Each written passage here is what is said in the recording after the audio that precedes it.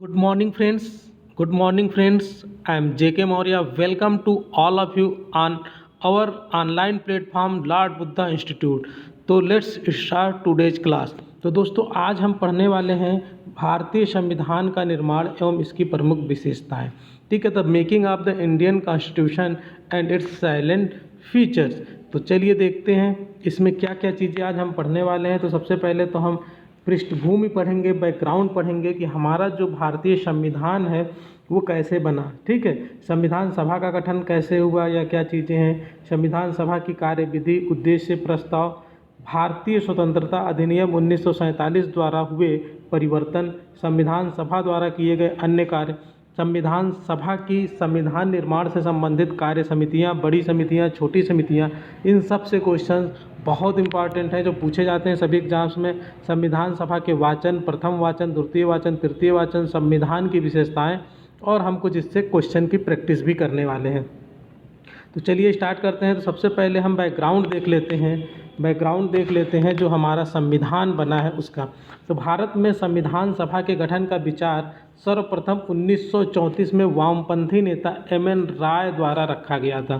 तो ये भी ध्यान रखिएगा। देखिए इसमें इस चैप्टर में स्पेशली आपको फैक्ट मिलेंगे और उसको आपको याद रखना है। वर्ष 1934 में ही स्वराज पार्टी द्वारा संविधान सभा के गठन का प्रस्ताव रखा गया। तो सबसे पहले किसने दिया? एम.एन. राय ने दिया। ये वामपंथी नेता थे। ठीक है, 1934 में, और स्वराज पार्टी ने भी 1934 में प्रस्ताव रखा था संविधान सभा के गठन का। इसके बाद 1935 में भारतीय राष्ट्रीय कांग्रेस द्वारा संविधान सभा के निर्माण की आधिकारिक मांग के बाद 1938 में पंडित जवाहरलाल नेहरू ने भारत के संविधान निर्माण हेतु वयस्क मताधिकार की बात कही। तो ये स्टेप बाय स्टेप ये चीज़ें होती चली आईं, इसको आप समझ लीजिए। फिर क्या होता है कि नेहरू की इस मांग को ब्रिटिश सरकार ने सैद्धांतिक रूप से मान लिया और यही प्रस्ताव सन 1940 के अगस्त प्रस्ताव के नाम से भी जाना जाता है। जब आप आगे अभी मॉडर्न हिस्ट्री पढ़ेंगे, ठीक है, जो हमारा स्वतंत्रता का जो संघर्ष रहा है, जो समय काल रहा है, तो ये जब चीज़ें हम पढ़ेंगे उसमें मॉडर्न हिस्ट्री में, तो उसमें भी आप इसको पढ़ेंगे। और पॉलिटी के भी स्टार्टिंग में ये आपको पढ़नी है। ठीक है, तो चलिए इसमें देखते हैं। ब्रिटिश सरकार के द्वारा 1942 में क्रिप्स मिशन लाया गया था ब्रिटिश सरकार के द्वारा, और इसका जो नेतृत्व किया था वो किसने किया था? सर स्टैफर्ड क्रिप्स ने किया था, और इन्हीं के नाम पे इसको क्रिप्स मिशन रखा गया था। और ये ब्रिटिश सरकार के द्वारा ये क्रिप्स मिशन आया था संविधान निर्माण हेतु भारत में, जिसे मुस्लिम लीग ने अस्वीकार कर दिया था। मुस्लिम लीग ने इसे अस्वीकार कर दिया था। ये भी ध्यान रखिएगा कि क्रिप्स मिशन को मुस्लिम लीग ने अस्वीकार कर दिया था। ठीक है, क्यों अस्वीकार किया था? लीग द्वारा दो स्वायत्त राज्यों की मांग की गई थी, वो पाकिस्तान की मांग कर रहे थे, इसलिए उन्होंने इसको रिजेक्ट कर दिया था। नेक्स्ट है, अब संविधान सभा का गठन कैसे होता है इसको समझ लीजिए। ठीक है, तो क्रिप्स मिशन जब असफल हो जाता है तो उसके बाद 1946 में 3 सदस्यीय कैबिनेट मिशन आता है। ठीक है, 3 मेंबर्स का जो कैबिनेट मिशन है वो आता है। इसमें कौन कौन रहता है? Lord Pethick Lawrence, Sir Stafford Cripps और ए.वी. अलेक्जेंडर। ये तीनों लोगों की कैबिनेट मिशन इंडिया में आता है। और इसमें क्या होता है? कैबिनेट मिशन के एक प्रस्ताव के द्वारा अंततः भारतीय संविधान के निर्माण के लिए एक बुनियादी ढांचे का प्रारूप स्वीकार कर लिया जाता है, जिसे क्या कहते हैं? संविधान सभा का नाम दिया गया। ठीक है, तो इतना कॉन्सेप्ट आपको क्लियर हो गया होगा। चलिए अब आगे बढ़ते हैं, आगे देखते हैं क्या होता है। तो आगे क्या होता है कि जो कैबिनेट मिशन आया होता है उसकी कुछ शर्तें होती हैं, वो क्या क्या हैं वो देख लेते हैं। कैबिनेट मिशन के अनुसार क्या है कि प्रत्येक प्रांत, देशी रियासतों व राज्यों के समूह को उनकी जनसंख्या के अनुपात में सीटें दी जानी थी इसके माध्यम से। ठीक है, प्रत्येक प्रांत को, देशी रियासतों को, जैसे बहुत सारे देशी रियासत थे जो अंग्रेज़ों से मतलब उस पर डायरेक्टली अंग्रेज़ों का शासन नहीं था, और उनकी अधीनता स्वीकार करके वे अपना राज्य चला रहे थे। ठीक है, और राज्यों के समूह को, ठीक है, उनकी जनसंख्या के जितनी जनसंख्या थी उसी के अनुपात में उनको सीटें दी जानी थी संविधान सभा के लिए। सामान्यतः 10 लाख की जनसंख्या पर एक सीट, 10 लाख की जनसंख्या पे एक सीट की व्यवस्था रखी गई थी कैबिनेट मिशन में। और क्या था? संविधान सभा की कुल 389 सीट, संविधान सभा में कुल 389 सीटों की व्यवस्था की गई, जिसमें से ब्रिटिश सरकार के प्रत्यक्ष शासन वाले 296 सीटें, यानी कि जिस पे डायरेक्टली जो ब्रिटिश रूल था उससे 296 सीटें थी। देसी रियासतों से कितनी थी? 93 सीटें आमंत्रित की गई थी। तो इस तरह से कुल मिला के कितना हो गया? 389। उसके बाद क्या होता है कि 296 सीटें किसके? जो ब्रिटिश सरकार के प्रत्यक्ष नियंत्रण में थे, उनमें से 292 सदस्यों का चयन ब्रिटिश भारत के गवर्नरों के अधीन 11 प्रांतों तथा 4 का चयन कहाँ से होना था? दिल्ली, अजमेर, मारवाड़, कुर्ग, ब्रिटिश बलूचिस्तान, ठीक है, के 4 चीफ कमिश्नर के प्रांतों से किया जाना था, प्रत्येक से एक एक। तो ये समझ में आया आप लोगों को। 296 जो सीटें थी जो डायरेक्टली ब्रिटिश सरकार के कंट्रोल में थी, उसमें से 292 सदस्यों का चयन कौन करने वाला था? ब्रिटिश भारत के गवर्नर के जो अधीन 11 प्रांत थे, ठीक है, उनमें से 11 प्रांतों का और 4 का चयन दिल्ली, अजमेर, मारवाड़, कुर्ग एवं ब्रिटिश बलूचिस्तान के 4 चीफ कमिश्नर के से किया जाना था। चलिए आगे देखते हैं, आगे क्या है। प्रत्येक प्रांत की सीटों को 3 प्रमुख समुदायों मुसलमान, सिख और सामान्य, मुसलमान, सिख और सामान्य में कौन थे? मुस्लिम और सिख के अलावा जो भी थे वो सामान्य थे, में उनकी जनसंख्या के अनुपात में बांटा जाना था। अब आगे देख लीजिए, अब क्या और उसकी व्यवस्था थी कैबिनेट मिशन की। प्रत्येक विधानसभा में प्रत्येक समुदाय के सदस्यों द्वारा अपने प्रतिनिधियों का चुनाव कैसे करना था? एकल संक्रमणीय मत के माध्यम से समानुपातिक प्रतिनिधित्व के तरीके के मतदान से किया जाना था, ठीक है। देसी रियासतों के प्रतिनिधियों का चुनाव रियासतों के प्रमुखों द्वारा किया जाना था। जो देसी रियासत थे उनके प्रतिनिधियों का चुनाव कहाँ से किया जाना था? चुनाव रियासतों के जो प्रमुख थे उनके द्वारा किया जाना था, जो वहाँ के राजा थे या जो भी उस पर रूल कर रहे थे उनके द्वारा किया जाना था, ठीक है। चलिए नेक्स्ट देख लेते हैं। नेक्स्ट क्या पॉइंट है? नेक्स्ट है कि संविधान सभा आंशिक रूप से चुनी गई थी। आंशिक रूप से चुनी गई थी और आंशिक रूप से नामांकित निकाय थी, ठीक है। पूरी तरह से नहीं चुनी गई थी, आंशिक रूप से चुनी गई थी और आंशिक रूप से नामांकित थी। जैसे जो ये अभी हम लोगों ने देखा कि जो ये राजा थे यहाँ के, ठीक है, वो क्या इनको नॉमिनेट करने वाले थे, रियासतों के जो प्रमुख थे देसी रियासतों के वो नॉमिनेट कर रहे थे और जो उनके कुछ कमिश्नर थे, चीफ कमिश्नर, वो नॉमिनेट कर रहे थे और इस तरह से कुछ गवर्नर कर रहे थे, ठीक है। चलिए नेक्स्ट इसमें क्या है? संविधान सभा हेतु ब्रिटिश भारत के प्रांतों को आवंटित 296 सीटों के लिए जुलाई अगस्त 1946 में चुनाव हुए। 296 सीटों में से भारतीय राष्ट्रीय कांग्रेस को कितनी सीटें मिली? 208 सीटें मिली। 296 में 208 सीटें मिली भारतीय राष्ट्रीय कांग्रेस को। मुस्लिम लीग को केवल 73 सीटें मिली और 15 सीटें अन्य छोटे समूहों को मिली। अब यहीं से जो ये मुस्लिम लीग है वो बिल्कुल घबरा जाएगा कि अरे हमें केवल 273 सीटें मिली। तो उनको जहाँ से उम्मीद थी, जहाँ से बिल्कुल मुस्लिम बाहुल्य क्षेत्र था, वहाँ से भी कई जगह से इनको सीटें नहीं मिल पाई थी, तो इसलिए ये लोग बौखला जाते हैं। तो इसमें क्या होता है, जब इलेक्शन होता है तो कांग्रेस को 208 सीट मिलती है और मुस्लिम लीग को केवल 73 सीट मिलती है, ठीक है। तो अब देखिए, संविधान सभा भले ही प्रत्यक्ष रूप से वयस्क मताधिकार द्वारा नहीं चुनी गई, फिर भी प्रत्येक समुदाय जैसे हिंदू, मुस्लिम, सिख, पारसी, आंग्ल भारतीय, ईसाई, अनुसूचित जाति एवं अनुसूचित जनजाति के प्रतिनिधियों को प्रतिनिधित्व करने का अवसर मिला। महिलाएं भी इसमें शामिल थीं। तो ऐसा नहीं था, भले ही ये प्रत्यक्ष रूप से नहीं था। प्रत्यक्ष रूप से क्या होता है फ्रेंड्स? जैसे आज आप वोट देते हैं, हम सभी लोग जितने भी नागरिक हैं सभी लोग मत देते हैं, सभी लोगों को बराबरी का अधिकार प्राप्त है। लेकिन ये डायरेक्टली एक एक व्यक्ति, एक एक नागरिक ने नहीं वोट दिया था, बल्कि उनके प्रतिनिधियों के द्वारा वोटिंग की गई थी और इसमें सभी ग्रुप के लोगों को, सभी समुदाय के लोगों को, ठीक है, और यहाँ तक कि महिलाओं को भी सम्मिलित किया गया था। चलिए नेक्स्ट देखते हैं, संविधान सभा की कार्यविधि क्या है? Proceeding of the constituent assembly. इसमें क्या हुआ था? संविधान सभा की जो प्रथम बैठक थी 9 दिसंबर 1946 को हुई थी। ये बहुत इंपॉर्टेंट है। संविधान सभा की प्रथम बैठक कब हुई थी? 9 दिसंबर 1946 को। प्रथम अधिवेशन में सर्वमान्य रूप से डॉक्टर सच्चिदानंद सिन्हा, ये भी इम्पॉर्टेंट फैक्ट है, को अस्थायी अध्यक्ष, डॉक्टर सच्चिदानंद सिन्हा को अस्थायी अध्यक्ष चुना गया था। मुस्लिम लीग द्वारा इस बैठक का बहिष्कार किया गया था, क्योंकि जो मुस्लिम लीग थी उसको सीटें ही ज़्यादा नहीं मिली थी, तो उन्होंने इसका बहिष्कार किया था। 9 के बाद 2 दिन के बाद 11 दिसंबर 1946, 2 दिन बाद 11 दिसंबर 1946 को डॉक्टर राजेंद्र प्रसाद को संविधान सभा का अस्थायी अध्यक्ष और H.C. मुखर्जी को उपाध्यक्ष चुना गया। ये भी आप लोग याद रखिएगा। जो दूसरी बैठक हुई थी 2 दिन के बाद, उसमें डॉक्टर राजेंद्र प्रसाद को संविधान सभा का अस्थायी अध्यक्ष और H.C. मुखर्जी को उपाध्यक्ष चुना गया था।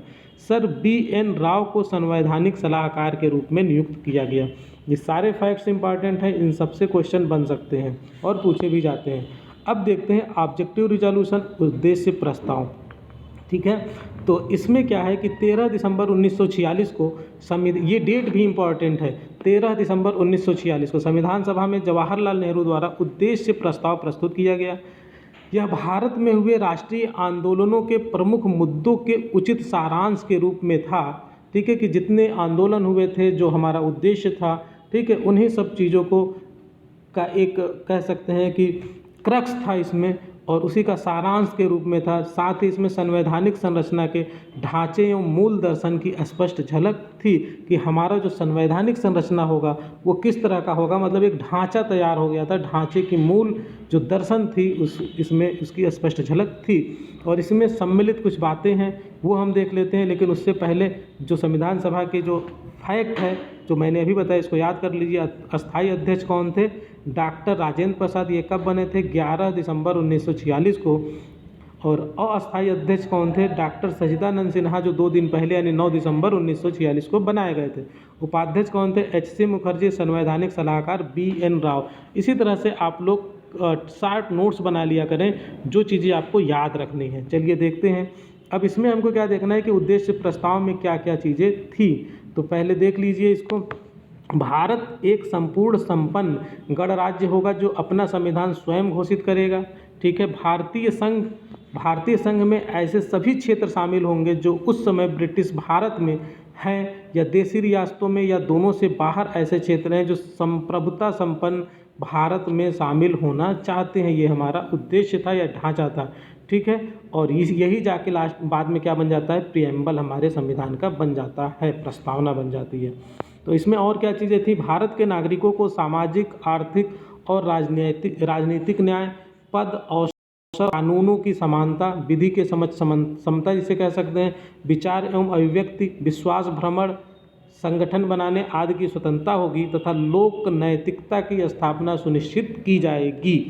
ये भी बातें सब उसमें मेंशन थी। अल्पसंख्यकों, पिछड़ी जातियों, जनजातीय क्षेत्रों के लोगों की सुरक्षा की समुचित व्यवस्था दी जाएगी। अवशिष्ट शक्तियाँ इकाइयों के पास होगी। अवशिष्ट शक्तियों से क्या मतलब है? जैसे अभी आप जब आगे पढ़ेंगे तो आप पढ़ेंगे कि एक होती है आपकी स्टेट लिस्ट, ठीक है, राज्य सूची, और एक होती है केंद्र सूची, ठीक है, सेंटर लिस्ट, और एक होती है आपकी कॉन्करेंट लिस्ट। ठीक है, तो कॉन्करेंट लिस्ट होती है जिसमें दोनों, जिस पर कानून बना सकते हैं, राज्य और केंद्र सरकार दोनों बना सकते हैं। इन सब के अलावा अगर कुछ बचेगा तो उसको अवशिष्ट शक्तियां कहेंगे, और ये किसके पास होगी? इकाइयों के पास होगी। ठीक है, चलिए नेक्स्ट आगे बढ़ते हैं। स्वतंत्र संप्रभु भारत की समस्त शक्तियों एवं प्राधिकारों का अंतिम स्रोत भारत की जनता होगी। ठीक है, इसीलिए शुरू किया गया है प्रस्तावना को, हम भारत के लोग। इस प्रस्ताव को 22 जनवरी 1947 को सर्वमान्य रूप से स्वीकार कर लिया गया। तो ये भी इम्पॉर्टेंट फैक्ट हो सकता है। और इस प्रस्ताव ने संविधान के स्वरूप व प्रस्तावना के निर्माण में मुख्य भूमिका अदा की। ठीक है, तो अगर आपसे पूछा जाए कि प्रस्तावना जो है, जो हमारे संविधान में सम्मिलित किया गया है, वो कहाँ से है, तो आप कह सकते हैं कि जो जवाहरलाल नेहरू जी ने उद्देश्य प्रस्ताव प्रस्तुत किया था, उसी से हमारी प्रस्तावना बनाई गई है। ठीक है, चलिए अब देखते हैं भारतीय स्वतंत्रता अधिनियम 1947 द्वारा हुए परिवर्तन। ठीक है, तो भारतीय स्वतंत्रता अधिनियम 1947, इससे 3 परिवर्तन हुए, प्रथम, द्वितीय, तृतीय। इसको देख लीजिए। प्रथम परिवर्तन क्या था कि संविधान सभा को पूर्णतः संप्रभु निकाय बनाया गया, जो स्वेच्छा से कोई भी संविधान बना सकती थी। संप्रभु का मतलब है कि इस पर किसी एक्सटर्नल फोर्सेस, किसी विदेशी शक्ति का कोई नियंत्रण नहीं होगा, और पूरी तरह से सारे डिसीजंस लेने में, अपना संविधान बनाने में पूरी तरह से संप्रभु होगी, पावरफुल होगी, ठीक है, स्वेच्छा से कोई भी संविधान बना सकती थी। संविधान सभा एक विधायिका भी बन गई। विधायिका किसे कहते हैं? जैसे आज संसद है जहाँ पे कानून बनाए जाते हैं, तो इस तरह से एक विधायिका भी बन गई जिसके दो कार्य थे।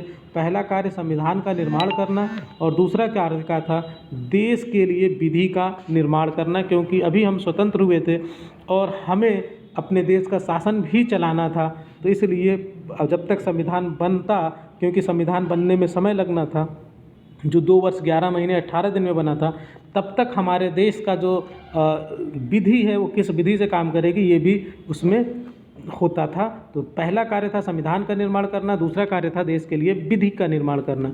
मुस्लिम लीग के सदस्यों के विभाजन के उपरांत अलग हो जाने से संविधान सभा की सदस्य संख्या कितनी हो गई? 299, क्योंकि मुस्लिम लीग अलग हो गए थे। ठीक है, चलिए नेक्स्ट देखते हैं। नेक्स्ट है हमारा संविधान सभा द्वारा किए गए अन्य कार्य। कुछ और भी कार्य संविधान सभा से किए गए थे, वो क्या था? 22 जुलाई 1947 को राष्ट्रीय ध्वज, ठीक है, अपनाया गया, इसको सत्यापित किया गया। मई 1949 में राष्ट्रमंडल में भारत की सदस्यता सत्यापित हुई, यानी कि ग्रहण हुई। राष्ट्रमंडल क्या है? जब अंग्रेज जब यहाँ से जा रहे थे, ठीक है, तो अंग्रेज़ों ने जिन जिन देशों पे शासन किया था उन सभी देशों का एक संगठन था, उसे राष्ट्रमंडल कहते थे, और उसकी सदस्यता भारत ने भी ग्रहण की। 24 जनवरी 1950 को राष्ट्रीय गान को अपनाया गया। 24 जनवरी 1950 को राष्ट्रीय गीत को भी अपनाया गया। ये दोनों इम्पॉर्टेंट फैक्ट हैं। 24 जनवरी 1950 को डॉक्टर राजेंद्र प्रसाद प्रथम राष्ट्रपति के रूप में चुनाव इनका हो जाता है 24 जनवरी 1950 को। तो इस तरह से हमारा जो संविधान था 2 वर्ष 11 महीने और 18 दिन में इसका निर्माण होता है। कुल इसमें कितनी बैठकें हुई? कुल 11 बैठकें हुई, ठीक है, जिसमें संविधान निर्माताओं ने लगभग 60 देशों के संविधानों का अवलोकन किया और इसके प्रारूप पर 114 दिनों तक विचार हुआ। ठीक है, तो इसमें बस केवल इतना इम्पॉर्टेंट है कि 2 वर्ष 11 महीने 18 दिन याद रखिएगा आप लोग। ठीक है, 24 जनवरी 1950 को संविधान सभा की अंतिम बैठक, ये डेट इम्पॉर्टेंट है, 24 जनवरी 1950 को इसकी अंतिम बैठक हुई। इसके बाद सभा ने 26 जनवरी 1950 से 1951-52 में हुए आम चुनावों के बाद बनने वाली नई संसद के निर्माण तक भारत की अंतरिम संसद के रूप में कार्य किया। ठीक है, अप्रैल 1952 में अंतरिम संसद का अस्तित्व समाप्त हो गया।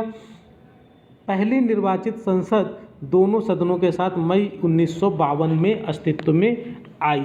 ठीक है, चलिए आगे बढ़ते हैं। अब संविधान सभा की संविधान निर्माण से संबंधित कुछ कार्य समितियां थीं जो बहुत इंपॉर्टेंट है। इसका ट्रिक भी मैंने बनाया है, आप लोगों को मैं बाद में बता दूंगा, फिलहाल आप लोग इसको समझ लीजिए। तो बड़ी समितियां के अध्यक्ष को देख लेते हैं। संघ शक्ति समिति, इसके अध्यक्ष कौन थे? जवाहरलाल नेहरू। संघीय संविधान समिति के अध्यक्ष जवाहरलाल नेहरू। प्रांतीय संविधान समिति के अध्यक्ष सरदार वल्लभ भाई पटेल थे। प्रारूप समिति के अध्यक्ष कौन थे? डॉक्टर BR अम्बेडकर जी थे।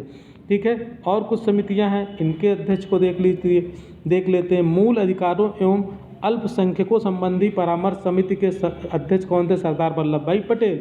मूल अधिकार उप समिति के अध्यक्ष कौन थे? JB कृपलानी।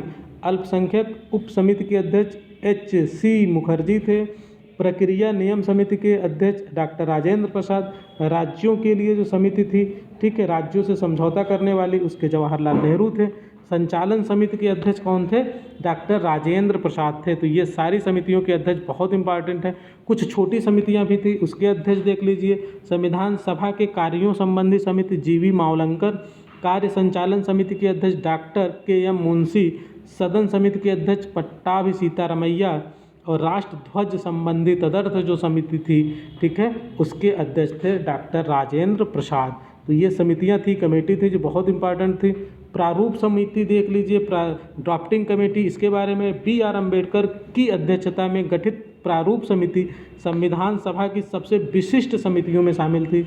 इसका गठन कब हुआ था? 29 अगस्त 1947 को हुआ था। इसमें के 7 सदस्य थे।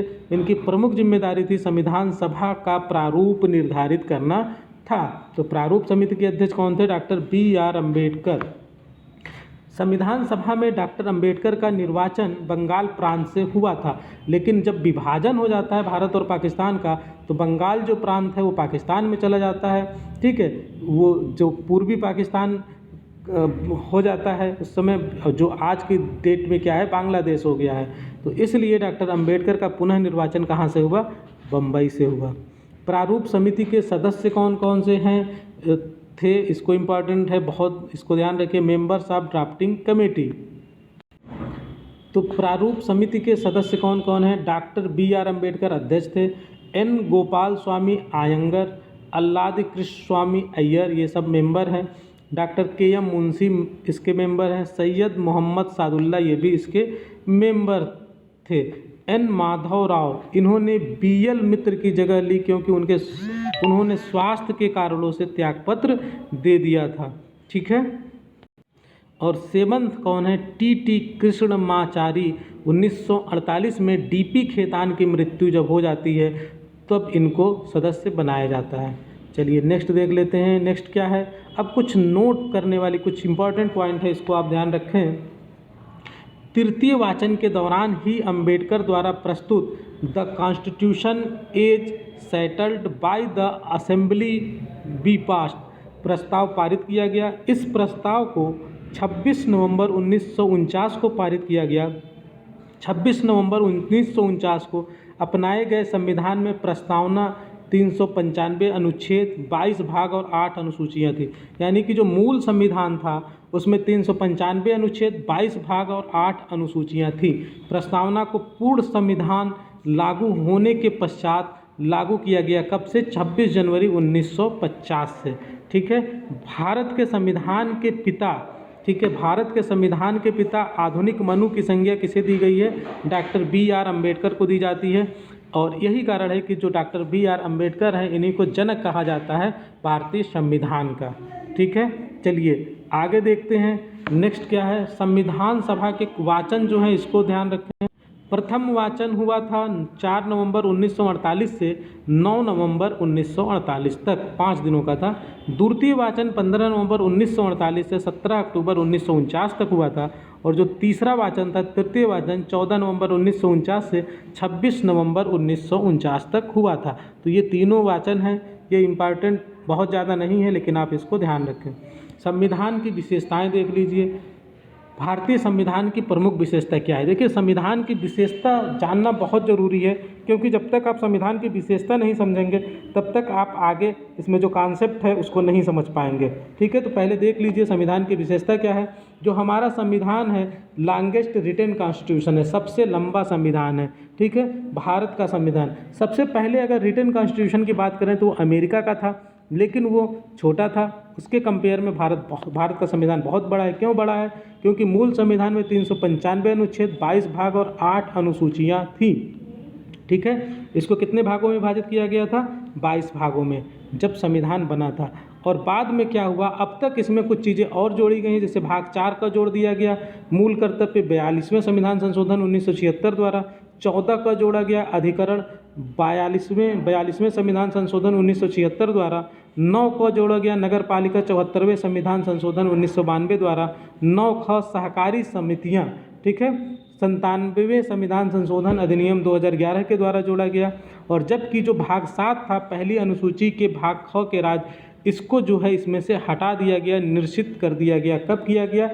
अनुच्छेद 238 को हटाया गया 7वें संविधान संशोधन अधिनियम 1956 के द्वारा। अगर इस समय की बात करें तो अब हमारे पास कुल कितने भाग हैं? 25 भाग है भागों की संख्या, और इसे 22 भागों में ही विभाजित माना जाता है, क्योंकि उसमें जो ए बी जैसे करके जो विभाजित किया गया है, जैसे 9 को, तो उसको भाग उतना ही माना जाता है जितना मूल है, 22 भाग में विभाजित माना जाता है। तो इस समय अगर देखा जाए तो कितने हैं? 22 भाग, 395 अनुच्छेद और 12 अनुसूचियाँ हैं।